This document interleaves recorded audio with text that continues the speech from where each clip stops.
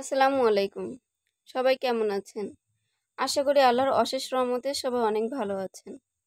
আপনাদের সবাইকে কথার রান্নাঘরে স্বাগতম। আজকে রান্না করব মোচা ঘন্ট। চলুন দেখে আসি মোচা ঘন্টের রেসিপিটা।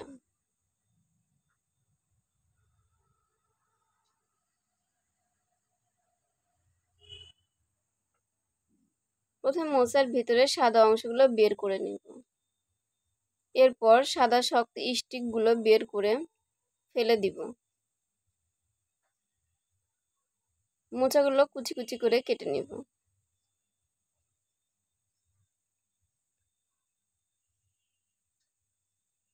মোচা ভাপ দেওয়ার জন্য পরিমাণ মতো পানি চুলায় দিয়ে দিব। বেটে নিচ্ছি সামান্য জিরা। পানিতে সামান্য হলুদের গুঁড়ো এবং লবণ দিয়ে পানি ফোটা পর্যন্ত অপেক্ষা করব। ফুটন্ত পানিতে দিয়ে দিব কেটে রাখা মোচাগুলো।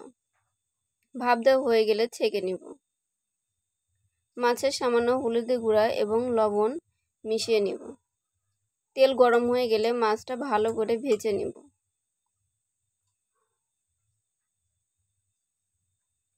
মাছ ভাজা হয়ে গেছে, এবার কিছু আলু লাল লাল করে ভেজে নিব।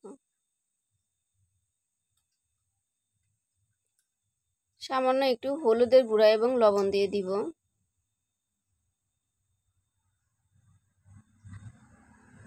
এবার ওই তেলে সামান্য জিরা, একটি শুকনো মরিচ এবং একটি তেজপাতা ফোড়ন দিয়ে দিব রসুন কুচি, পেঁয়াজ কুচি। দিয়ে দিব ভাপিয়ে রাখা মোচা এবং ভেজে রাখা আলু। দিয়ে দিব কাঁচামরিচ এবং পরিমাণ মতো লবণ।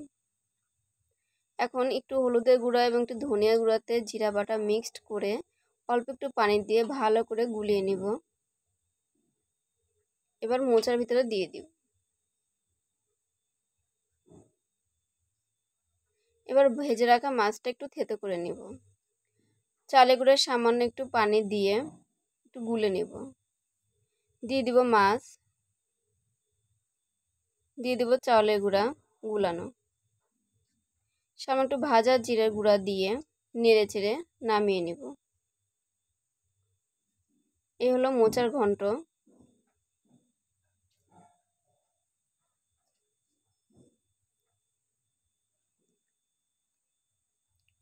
এভাবে মোচার ঘন্ট বানিয়ে খেয়ে দেখবেন, আশা করি সবার অনেক ভালো লাগবে।